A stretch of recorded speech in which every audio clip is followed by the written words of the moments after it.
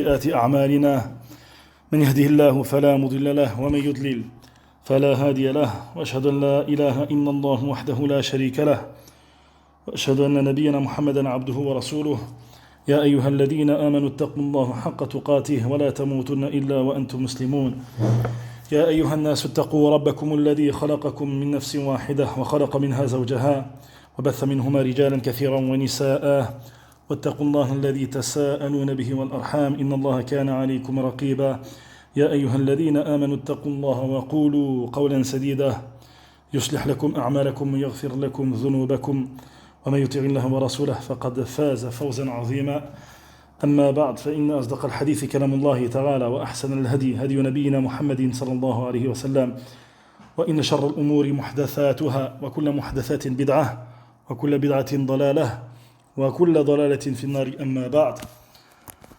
Donc on poursuit dans la lecture des comportements que Cheikh Raslan Hafidahullah Ta'ala a cités dans son livre Fadlul Ilm, le mérite de la science, wa adab talabatihi, les comportements des étudiants en sciences, wa turuq tahsili wa jam'i, et les moyens d'acquérir, d'obtenir cette science et de réunir cette science.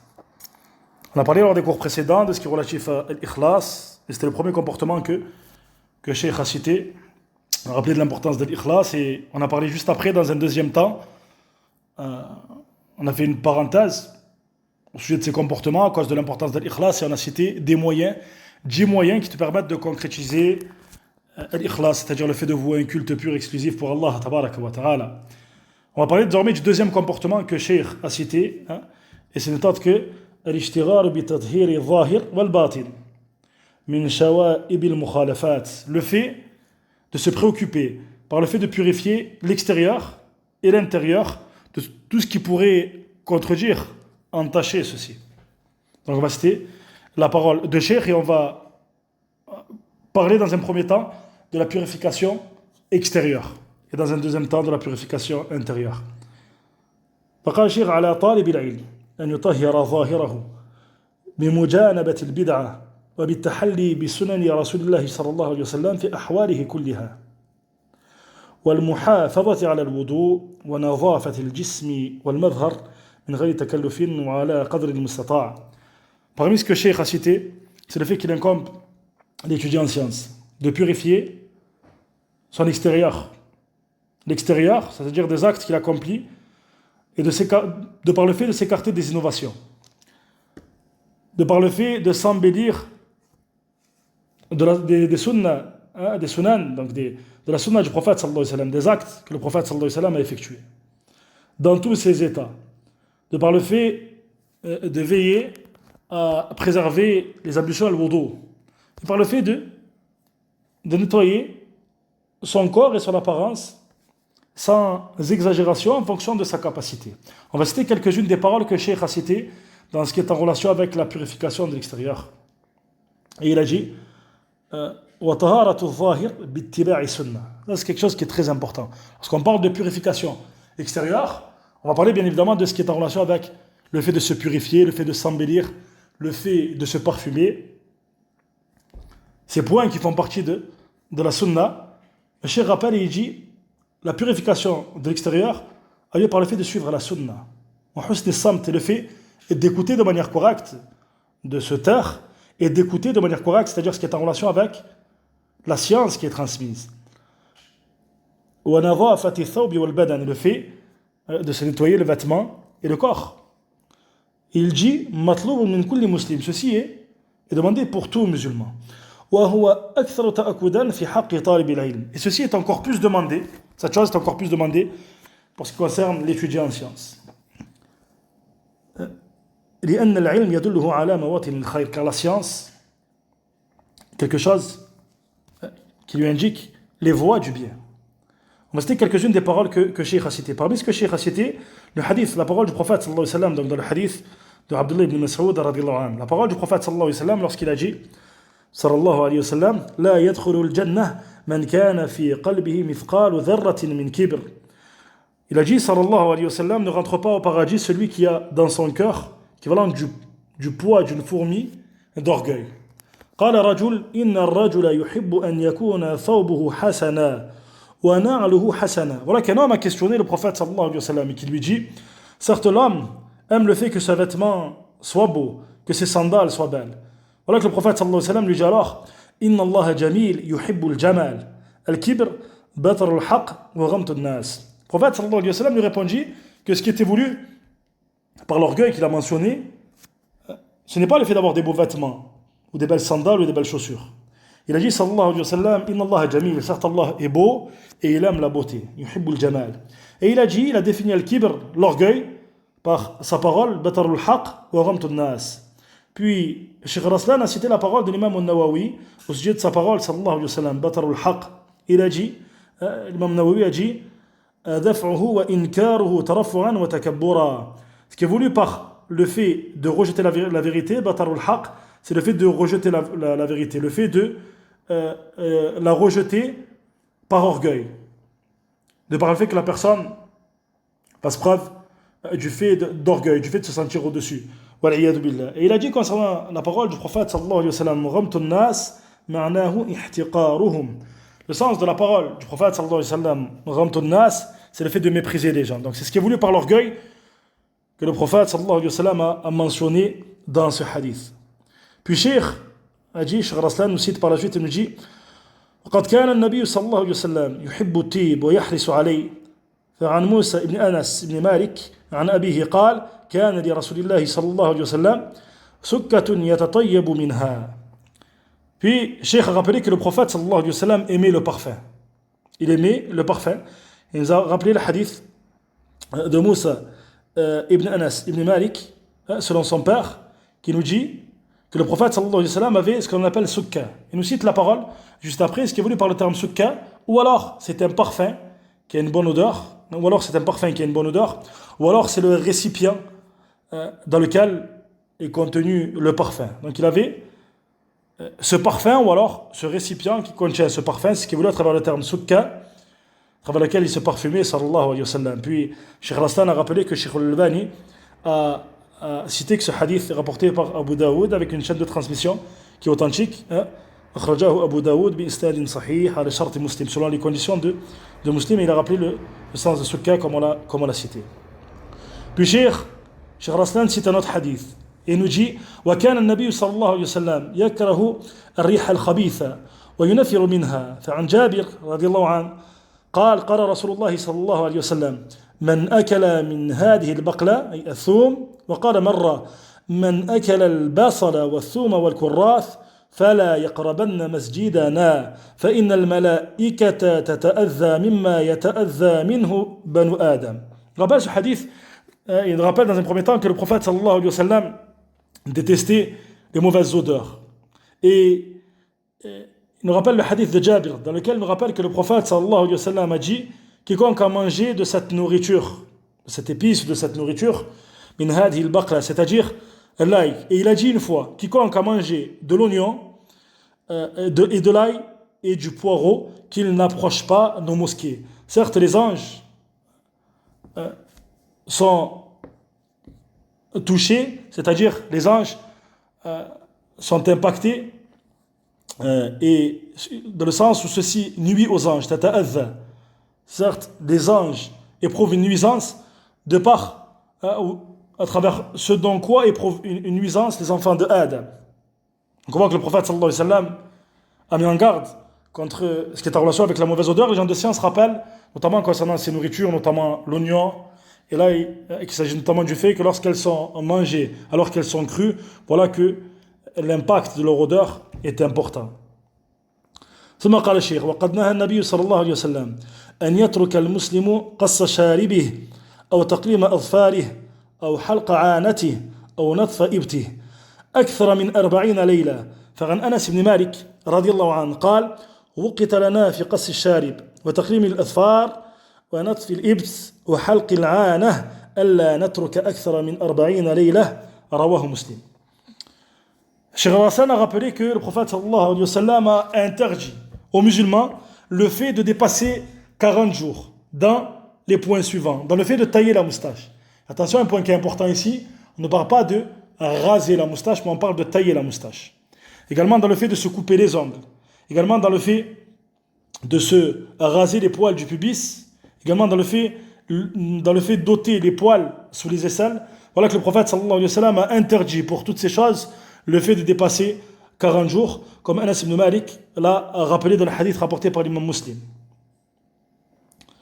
وقال الشيخ كذلك وخص النبي صلى الله عليه وسلم أو وحض النبي صلى الله عليه وسلم على استعمال السواك ورغب فيه الأمة فقال لولا أن أشق على أمتي لأمرتهم بالسواك عند كل صلاة. Et le Cheikh a rappelé que le prophète sallallahu alayhi wa sallam a enjoint, حض النبي صلى الله عليه وسلم الأمة, il a enjoint la communauté quant au fait d'utiliser le siwak. Et il a fait désirer quant à ceci toute la communauté. Il a dit à travers sa parole, et il a dit dans sa parole, donc, à travers laquelle il a fait désirer la communauté quant à l'utilisation du siwak. Si ce n'était de crainte de causer de la gêne à ma communauté, je leur aurais certes ordonné l'utilisation du siwak lors de chaque prière, c'est-à-dire avant chaque prière. Puis Cheikh nous dit فَعَلَى طَالِبِ الْعِلْمِ أَنْ يَتَعَهَّدَ طَهَارَةَ ظَاهِرِهِ وطهارته باتباع سنة النبي صلى الله عليه وسلم والتمسك بها والعض عليها وأولى الناس بذلك هم أهل العلم فهم ورثة النبي صلى الله عليه وسلم وأحق الناس بالاقتداء به والقص على أثره صلى الله عليه وسلم. Puis Cheikh Raslan a rappelé, il a dit, il incombe à l'étudiant en sciences le fait d'être ardent quant au fait de purifier son apparence et son extérieur. Et il nous dit la purification de l'extérieur a lieu de par le fait de suivre la sunna du prophète sallallahu alayhi wa sallam, de s'attacher fermement à la sunna. C'est pour cela que la purification de l'extérieur ne concerne pas seulement le fait de purifier son corps, ses vêtements, son apparence. Le fait de suivre les recommandations que l'on a citées précédemment, ceci fait partie de la purification de l'extérieur, bien évidemment. Mais ceci concerne également le fait de s'attacher fermement à la sunna du prophète sallallahu alayhi wa sallam, le fait de mordre à cette sunna de manière ferme. Puis Cheikh rappelle et il dit, les gens qui sont le plus en droit et qui sont le plus dans le devoir de suivre ces recommandations sont les gens de science, car ils sont les héritiers des prophètes. Ils sont les gens qui sont le plus en droit de s'attacher fermement à la sunna du prophète sallallahu alayhi wa sallam et de marcher sur les traces du prophète sallallahu alayhi wa sallam. C'est pour cela que, concernant la purification de l'extérieur, il est comme de rappeler la négligence de beaucoup de personnes aujourd'hui, avant de parler de la purification de l'intérieur. Beaucoup de personnes se présentent à la mosquée, pour Salat al-Fajr par exemple, il n'a aucune gêne quant au fait de se présenter à la prière, dans lequel il stationne devant Allah tabaraka wa ta'ala, avec les vêtements de son sommeil, dans son pyjama, les vêtements dans lesquels il a dormi. Ou alors, il n'a pas de gêne quant au fait de se présenter à la mosquée, avec les vêtements durant lesquels il a travaillé, au sujet desquels il émane une odeur nauséabonde, à travers lesquels il va nuire les prieurs autour de lui, sans prendre garde quant à la nuisance que ceci va causer. Alors que le prophète sallallahu alayhi wa sallam a rappelé, comme on l'a cité dans le hadith, que les anges s'ennuient de ce sujet de quoi les enfants de Adam s'ennuient. C'est-à-dire qu'ils sont touchés par cette nuisance de la même manière qu'ils sont touchés par la nuisance des enfants de Adam. En ce qui concerne particulièrement l'étudiant en sciences, puisqu'on parle durant ces cours du comportement de l'étudiant en sciences. Parmi ce qu'il incombe de rappeler, c'est la négligence de certains étudiants qui n'ont pas de gêne quant au fait de se présenter dans des assises, que ce soit des assises en groupe dans les mosquées ou dans des assises qui sont en rapport avec l'apprentissage de la science religieuse, ou alors ce qui va être un moyen quant à l'apprentissage de la science religieuse, que ce soit l'apprentissage de la langue arabe ou la mémorisation du Coran ou autre, dans une tenue au sujet de laquelle il n'oserait même pas se présenter devant des gens qu'il estime, devant des gens pour qui il a une certaine estime de par ce que représentent ces personnes pour lui. Il n'oserait pas se présenter dans son travail, on parle d'affaires mondaines ici, dans son travail, dans cette tenue-là. Il n'oserait pas se présenter dans un entretien d'embauche ou autre, dans cette tenue-là. Peu importe de quel sujet nous parlons parmi les affaires mondaines. Il n'oserait pas se présenter dans cette tenue-là, dans cette apparence-là. Que dire du fait de se présenter dans une assise au sujet de laquelle il cherche à se rapprocher d'Allah tabaraka wa ta'ala, dans une assise dans laquelle sont présents les anges. Wallahu al-musta'an. Donc ça fait partie de la négligence dont beaucoup de personnes font preuve, car de manière générale, on manque d'éducation dans le comportement que l'on doit avoir dans les assises. Lorsqu'on parle de comportement, on peut parler également de la manière de se tenir dans ces assises. On parle de l'apparence extérieure, on parle de l'embellissement, on parle de l'odeur. On peut parler également de la manière de se tenir dans ces assises. Parmi le manque de comportement dont beaucoup de personnes font preuve, c'est le fait de se tenir d'une manière dont ils n'oseraient pas se tenir devant les gens. Comme le fait de s'affaler, comme le fait d'étendre ses jambes devant le cheikh auprès de qui il prend la science, comme le fait de s'adosser sur un pilier ou sur le mur sans nécessité. On ne parle pas de quelqu'un qui est malade, qui n'a pas d'autre choix, mais on parle de personnes qui font simplement preuve de fainéantise. Tous ces comportements font partie des comportements qu'il n'incombe pas d'avoir. Donc il incombe à l'étudiant en sciences de s'écarter. Donc il incombe aux musulmans de s'écarter de manière générale. Que dire de celui qui cherche à se rapprocher d'Allah Ta'ala à travers cette science, à travers laquelle il adore Allah Azza wa Jal sur une clairvoyance. Donc ça, c'est pour ce qui est relatif à la purification extérieure, au fait de s'intéresser particulièrement à purifier l'extérieur. On va parler désormais de ce qui est en relation avec la purification intérieure, qui est un point bien évidemment extrêmement important. فقال الشيخ حفظه الله تعالى وأما طهارة الباطن فعلى طالب العلم تقديم طهارة النفس عن رذائل الأخلاق ومذموم الصفات إذ العلم عبادة القلب وصلاة السر وقربة الباطن إلى الله تعالى. Cheikh a rappelé qu'il incombe, dans ce qui est relatif à la purification de l'intérieur, il incombe à l'étudiant en sciences du fait de faire devancer, le fait de purifier son âme des comportements vils, des caractéristiques blâmables, alors que la science est une adoration du cœur. Elle est un acte d'adoration à travers lequel le serviteur se rapproche d'Allah tabaraka wa ta'ala. Donc il incombe de purifier son intérieur de toute mauvaise caractéristique, de tout mauvais comportement. وكما لا تصح الصلاة التي هي وظيفة الجوارح الظاهرة إلا بتطهير ظاهر عن الأحداث والأخباث فكذلك لا تصح عبادة الباطن وعمارة القلب بالعلم إلا بعد طهارته عن خبائث الأخلاق وأنجاس الأوصاف. Puis Cheikh a rappelé, il a donné un exemple, afin que tu comprennes ce qui est voulu à travers la purification de l'intérieur. De la même manière que la prière n'est pas valable, si ce n'est que lorsque la personne a purifié ses membres de ce qui est apparent de l'impureté, des choses impures, donc à travers bien évidemment les ablutions. De la même manière, il n'est pas correct et n'est pas valable le fait que l'adoration, une adoration qui est cachée, donc l'adoration du cœur, on parle de talabul ilm, la demande de science, du fait que le cœur soit rempli de science, ceci n'est pas correct si ce n'est qu'après que la personne ait purifié son intérieur des mauvais comportements, des comportements vils, des mauvaises caractéristiques. Donc ça c'est un point qui est très important, notamment pour celui qui va atteindre la science religieuse. Parmi ce que Cheikh a cité, il a rappelé la parole de Ibn Jama'a rahimahullah ta'ala. فقال على طالب أن يطهر قلبه من كل غش ودنس وغل وحسد وسوء عقيدة وخلق ليصلح بذلك لقبول العلم وحفظه.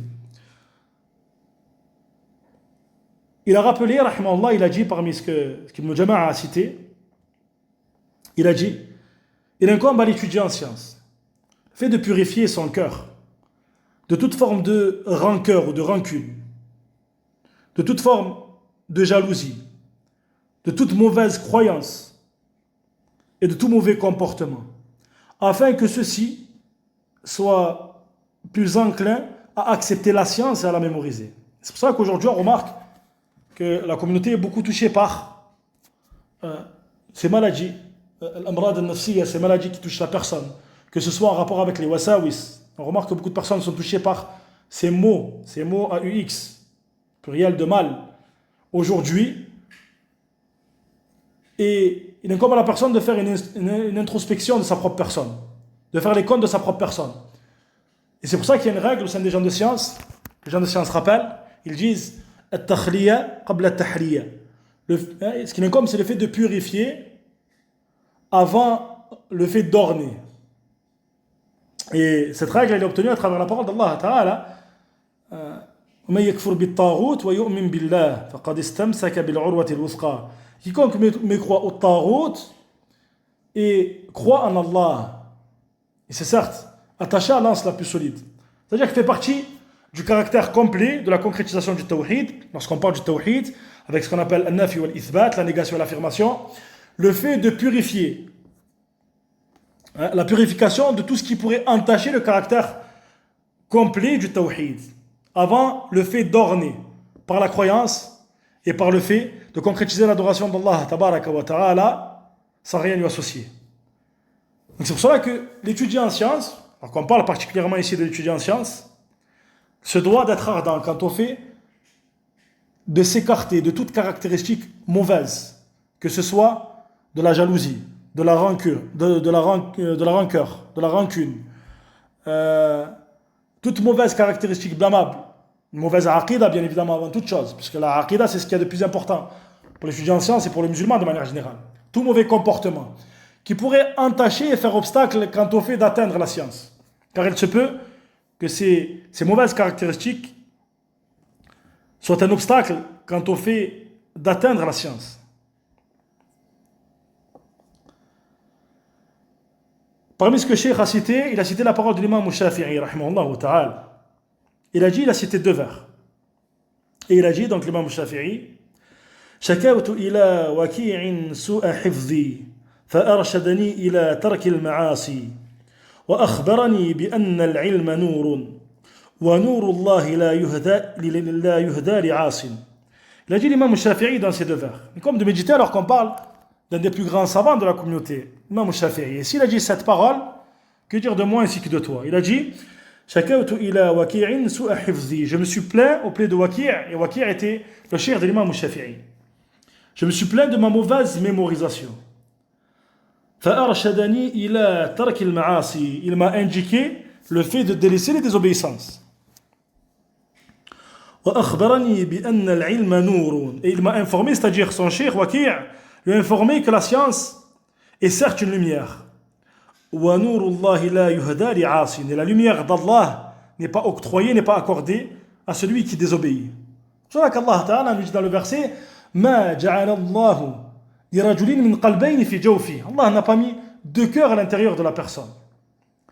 Parmi ce que Cheikh Raslan a cité, et encore une fois on parle de savants qui font partie des plus grands savants de cette communauté. Donc si cette parole est valable pour les plus grands parmi les gens de science, que dire de moi ainsi que de toi? Parmi ce que Cheikh a cité, c'est la parole d'Ibn al-Jawzi. Parmi ce que Cheikh Raslan, hafidahullah ta'ala, a cité. La parole d'Ibn al-Jawzi dans son livre Talbis Iblis. Il a cité cette parole. عن أبي الأديان قال, donc la parole de Abi al-Adyan qui nous dit كنت مع أستاذي أبي بكر الدقاق فمر حدث فنظرت إليه فرآني أستاذي وأنا أنظر إليه فقال يا بني لا تجدن غبه ولو بعد حين فبقيت 20 سنة وأنا أراعي فما أجد ذلك الغب فنمت ليلة وأنا أفكر فيه فأصبحت وقد أنسيت القرآن كله وغب الأمر ومغبته عاقبته وآخره. Écoute bien cette parole. Donc, Cheikh Raslan a cité cette parole d'Ibn al-Jawzi, dans lequel il rappelle la parole de Abi al-Adyan, qui nous dit: j'étais avec mon enseignant, كنت مع أستاذي أبي بكر الدقاق. Et voilà qu'il s'est passé quelque chose s'est déroulé, j'ai regardé cette chose. Et voilà que mon enseignant m'a vu, c'est-à-dire qu'il m'a vu regarder cette chose. Alors que je regardais cette chose qui s'est déroulée. Ne clarifie pas ce qui s'est déroulé, il dit j'ai regardé cette chose, et voilà que mon enseignant m'a vu en train de regarder cette chose. Et voilà qu'il lui a dit: Ya bunay, ô mon cher enfant, la tajidanna ribbahu walaw ba'da hin. Tu trouveras, el rib, comme Cheikh le rappelle juste après, ribul amr, c'est la fin de cette chose-là. C'est-à-dire que tu trouveras les conséquences de ceci, de ce que tu as regardé, même si ceci aura lieu après un temps. Et il dit: et je suis resté pendant 20 ans. Pendant 20 ans, voilà que je n'ai pas trouvé cette mauvaise fin. C'est-à-dire, je n'ai pas trouvé cette mauvaise conséquence, c'est-à-dire dans mon enseignant m'a informé.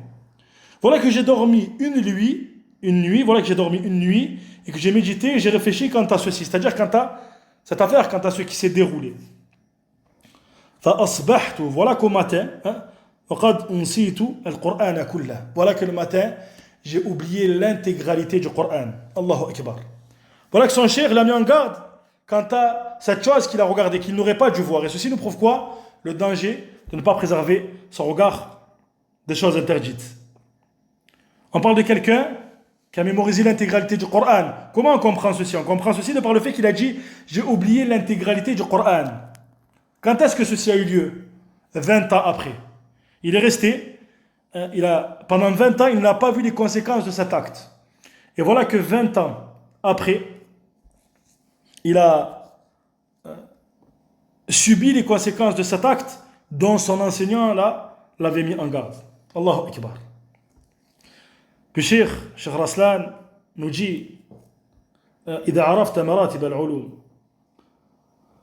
وعرفت علم الآخرة استبان لك أن ما اشتغلوا به قليل الغناء من حيث كونه علما وإنما غناؤه من حيث كونه لله تعالى إذا قصد به يتقرب إلى الله تعالى.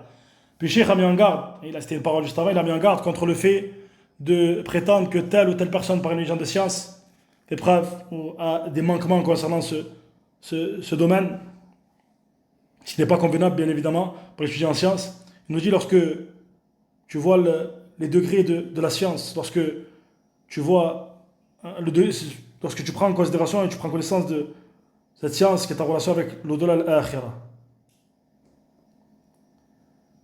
t'apparaît clairement le fait que ce au sujet de quoi ils se sont préoccupés n'est pas immense par rapport à ce qu'ils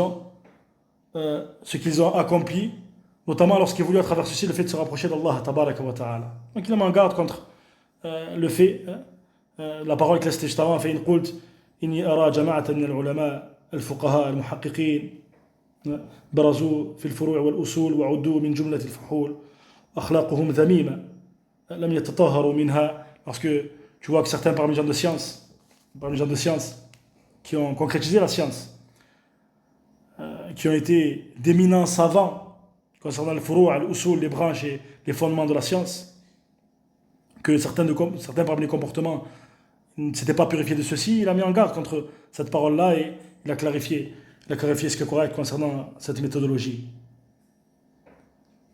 C'est pour cela qu'il dit, parmi ce que Cheikh a cité, فَعَلَى طَالِبِ الْعِلْمِ أَنْ يَتَعَهَدَ ظَاهِرَهُ بِالسُّنَّةِ.